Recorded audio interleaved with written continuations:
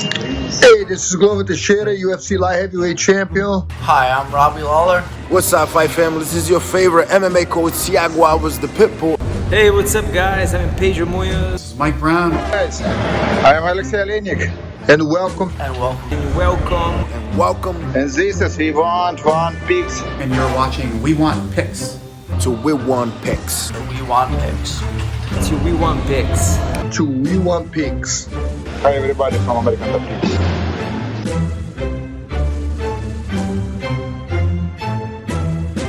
My name's Angelo, and welcome to We Want Picks. Jacob and I are going to walk through all of our bets for UFC 269. These are our actual bets. These aren't just some, oh, this would be a fun one. These are the actual bets that we have placed with our money. Before I jump into these, go to We Want. We got to wish. Oh, I thought you said before I jump into these, we got to wish Big Don a happy birthday. I thought No. that's where you're going. Before we jump into these, go to wewantpicks.com/bets. Sign up with any one of our 5 betting partners. Let me know when you do, and I will send you $50 as a thank you. We have 5 different betting partners. They all offer promo matches. They all have different pros and cons. Sign up with them. I'll send you $50. You sign up with all 5, I will send you $250. wewantpicks.com/bets. Let's jump right in. So I've got 3 money line bets and 1 prop bet. It's a pretty straightforward week for me. Nothing too crazy. There was a lot of spots that I liked but didn't love. And I feel like this week specifically, the odds makers are like on point. Because there was a bunch of round bets that I liked, like the over on the main event, but that was like minus 350. So there was a bunch of stuff like that the odds just were not worth it to me. But I do have 3 money line bets. I've got Santiago Ponzinibbio over Jeff Neal at basically even money for a couple reasons. One, Jeff Neal, phenomenal striker, tons of power, but he likes to dictate the pace.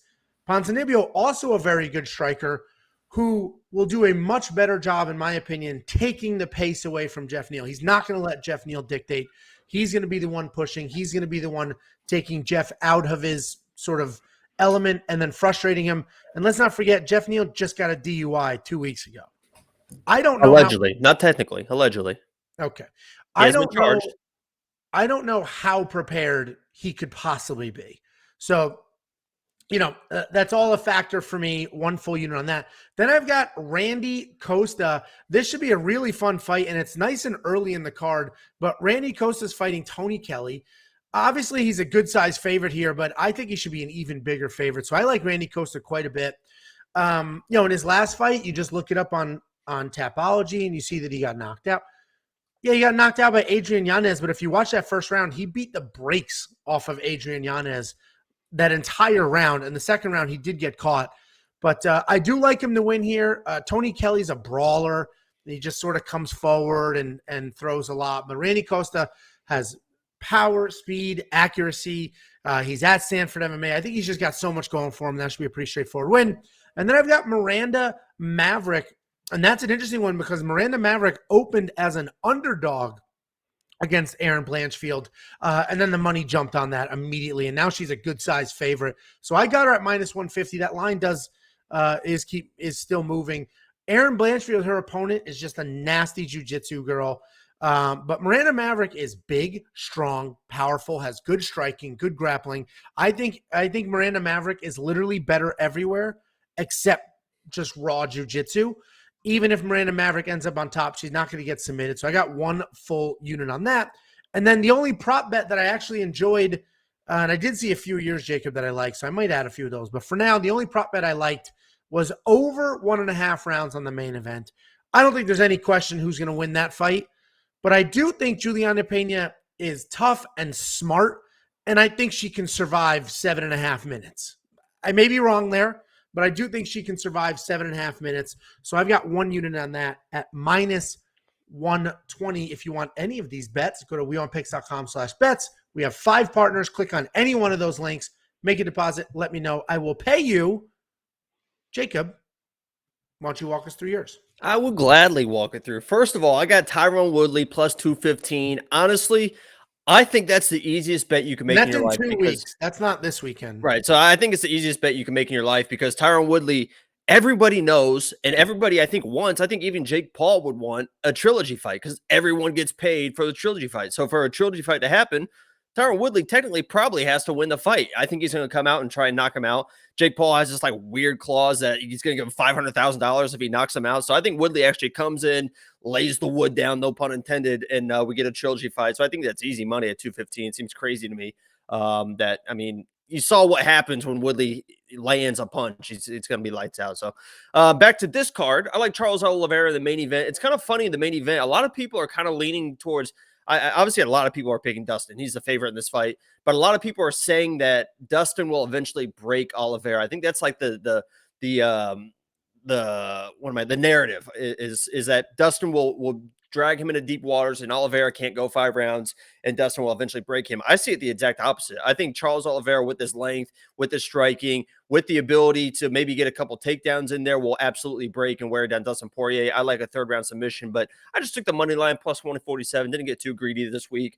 Pedro Munoz against Dominic Cruz. This is the Cruz going to his grappling and not good in jiu-jitsu with Pedro. Pedro obviously has the heavy hands, but he's also just brilliant on the ground in his jiu-jitsu.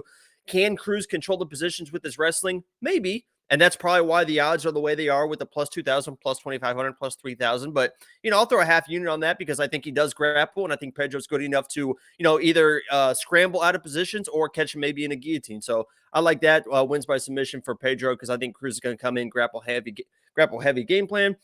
The next are inside the distance bets. The first one's with the decisional action. And this is basically, who knows what Cody's going to be at 125. I just saw him weigh in. He looked great. He had high energy, but he's had chin issues in the past. 10 more pounds of weight cut isn't going to help. Kai Kara-France, the reason I did the decisional action is because I also think Cody's going to come in with grapple heavy game plan. Last fight, he came in grapple heavy.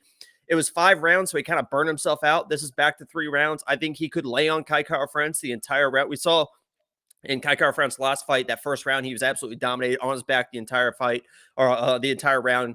Garbrandt could do the same thing, so I got the decisional action in case he does, or Garbrandt might get knocked out, so I got 2 units on that at plus 100 even money.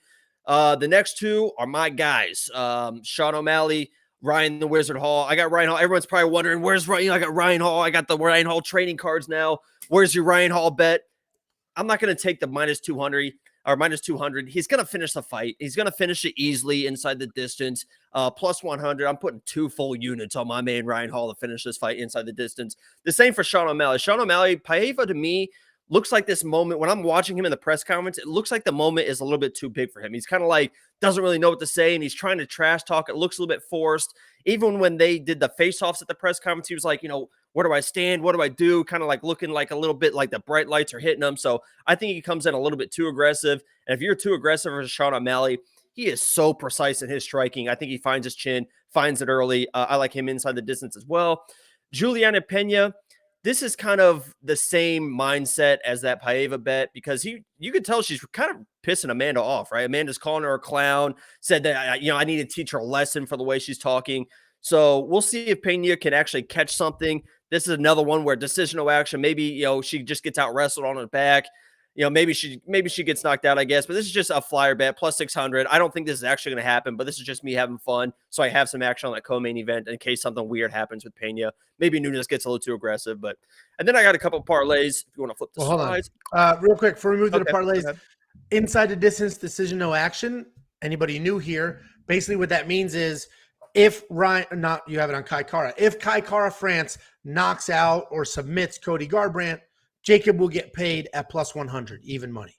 If Kai Kara-France is on the wrong side of just a beating of a decision or ends up in the judges' scorecards for whatever reason, doesn't matter. Jacob gets a full refund.